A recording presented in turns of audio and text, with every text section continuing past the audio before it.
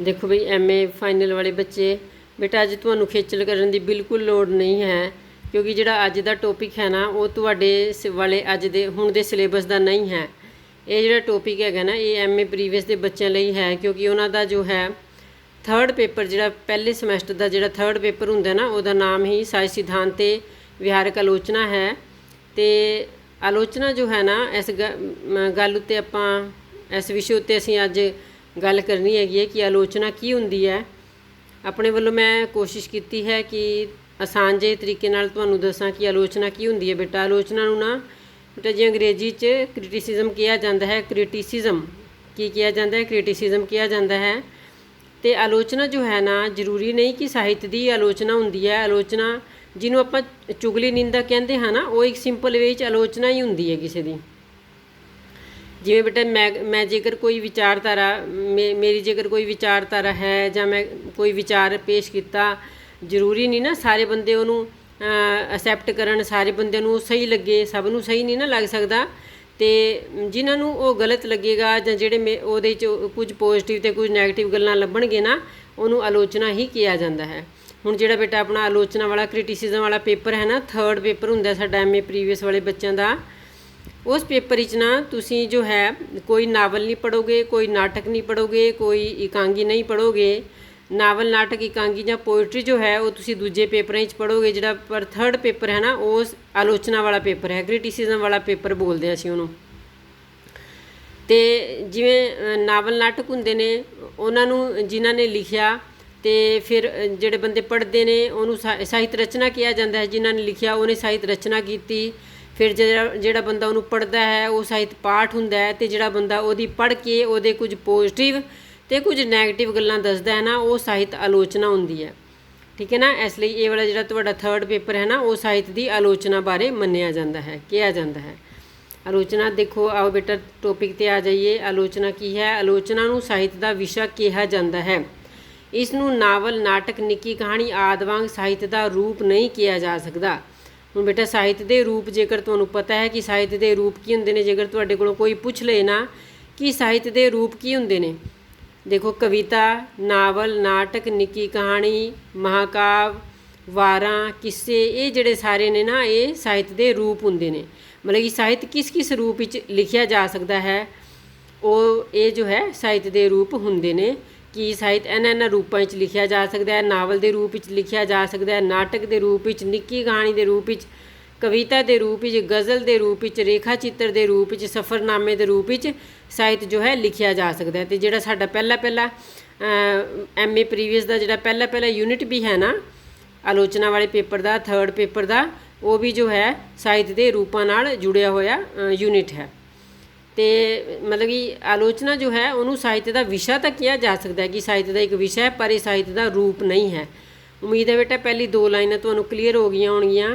फिर जो है पहला एक बंदा सब तो पहले साहित्य रचना करता है, मन्निया किसी ने नावल नाटक कुछ भी लिखिया। साहित्य पाठ हुंदा है, फिर जिन्हें उसनूं पढ़िया तो साहित्य आलोचना हुंदी है, जिसने उहदे कुछ पॉजिटिव नैगेटिव गल्लां कढ के पाठकां सामने पेश कीतियां। ਸਾਹਿਤਕਾਰ ਸਾਹਿਤ ਦੀ ਰਚਨਾ ਕਰਨ ਵੇਲੇ ਆਪਣੀ ਸਿਰਜਣਾਤਮਕ ਸ਼ਕਤੀ ਰਾਹੀਂ ਆਪਣੀ ਰਚਨਾ ਦੇ ਚੰਗੇ ਮਾੜੇ ਪੱਖਾਂ ਨੂੰ ਮੁੜ-ਮੁੜ ਵਿਚਾਰਦਾ ਹੈ। ਜਿਵੇਂ ਸਾਹਿਤਕਾਰ ਨੇ ਜਦੋਂ ਸਾਹਿਤਕਾਰ ਮੰਨੇ ਕਿ ਮੈਂ ਕੁਝ ਨਾਵਲ ਨਾਟਕ ਕੁਝ ਵੀ ਲਿਖਿਆ ਹੈ ਨਾ, ਜਦੋਂ ਮੈਂ ਉਹਨੂੰ ਲਿਖੂੰਗੀ ਨਾ ਉਹਦੀ ਮੈਂ ਬਾਰ-ਬਾਰ ਉਹਨੂੰ ਪੜ੍ਹ ਕੇ ਦੇਖੂੰਗੀ।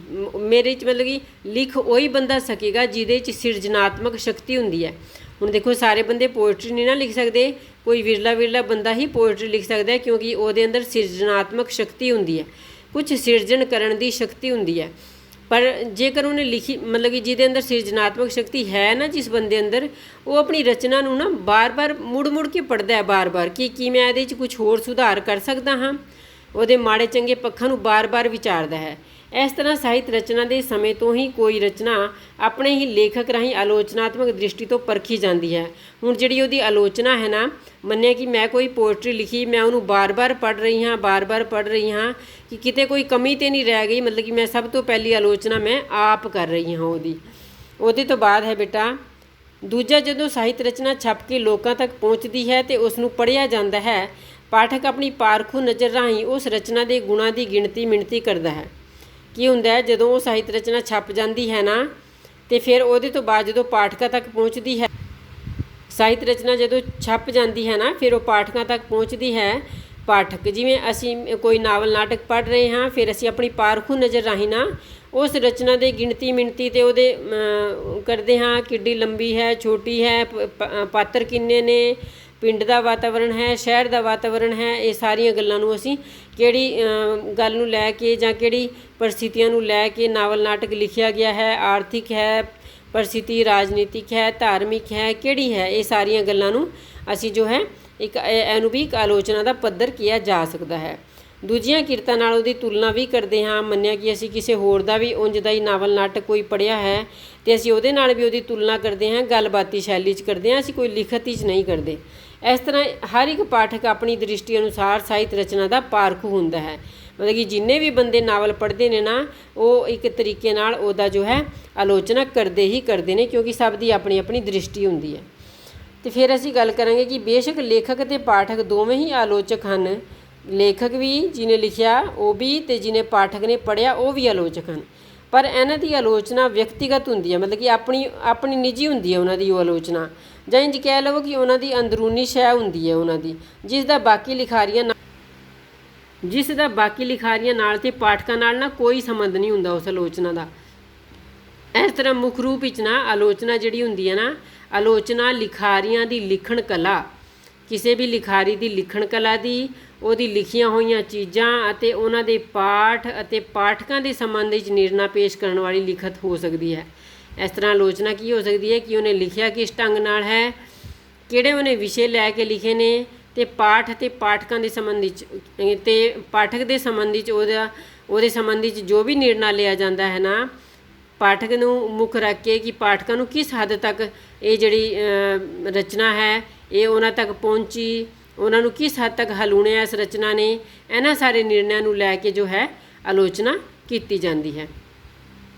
ਇਸ ਤਰ੍ਹਾਂ ਜਿਹੜਾ ਵਿਸ਼ਾ ਹੁੰਦਾ ਨਾ, ਉਹਦੀ ਜਿਹੜੀ ਲਿਖਤ ਹੁੰਦੀ ਹੈ ਉਹਨੂੰ ਹੀ ਆਲੋਚਨਾ ਦਾ ਨਾਮ ਦਿੱਤਾ ਜਾਂਦਾ ਹੈ।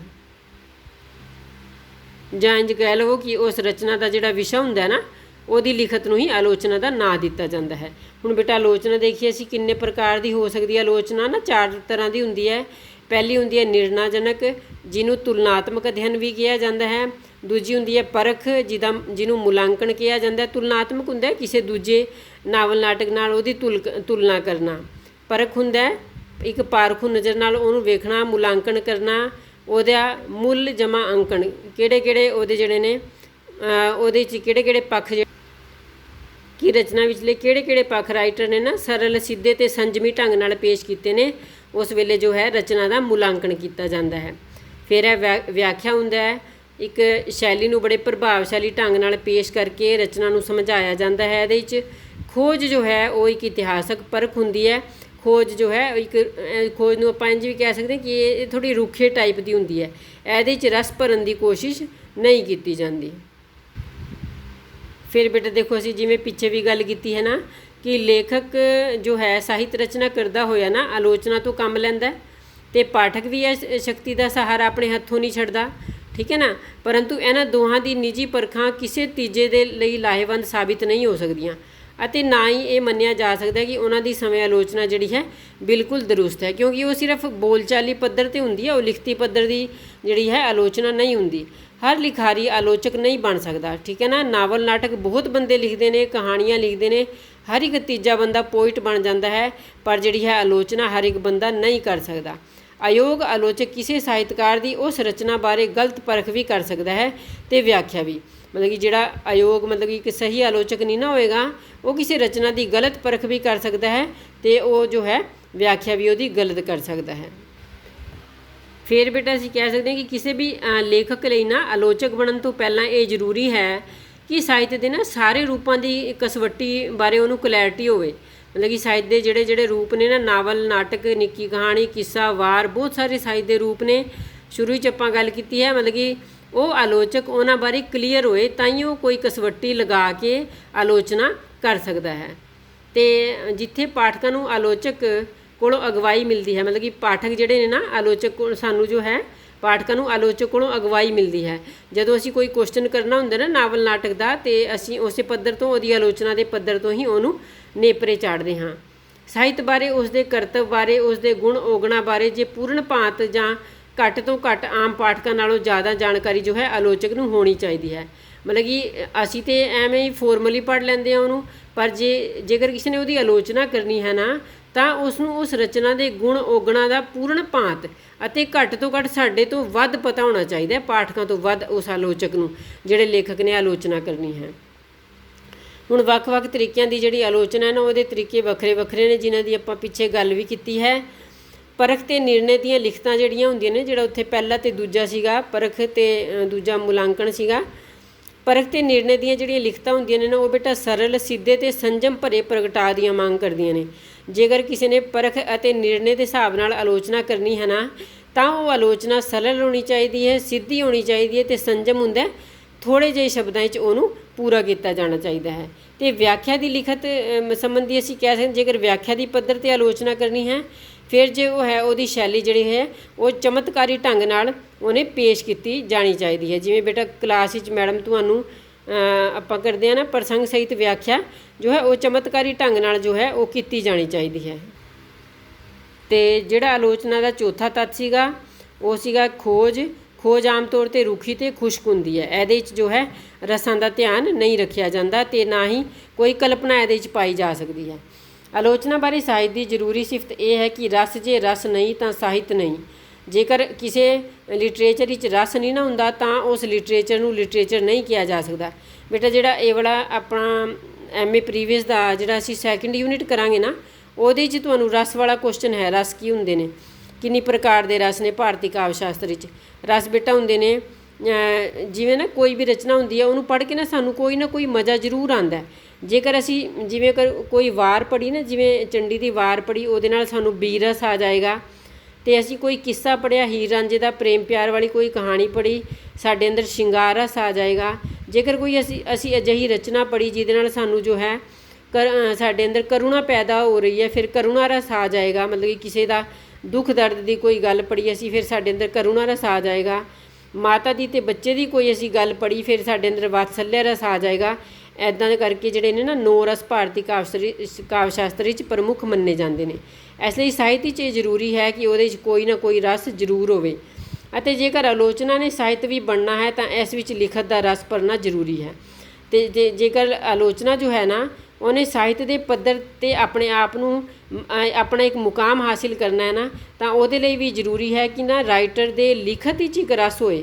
ਮਤਲਬ ਕਿ ਰਾਈਟਰ ਨੂੰ ਜੋ ਹੈ ਇੱਕ ਰਸ ਪੈਦਾ ਕਰਨ ਦਾ ਵੱਲ ਆਉਂਦਾ ਹੋਏ ਕਿ ਲੇਖਕ ਪਾਠਕ ਉਹਨੂੰ ਪੜ੍ਹੇ। ਉਹਦੀ ਬੇਸ਼ੱਕ ਉਹ ਕਿਤਾਬ ਆਲੋਚਨਾ ਵਾਲੀ ਹੈ, ਪਰ ਉਹਨੂੰ ਜੋ ਹੈ ਪਾਠਕ ਉਹਨੂੰ ਪੜ੍ਹੇ।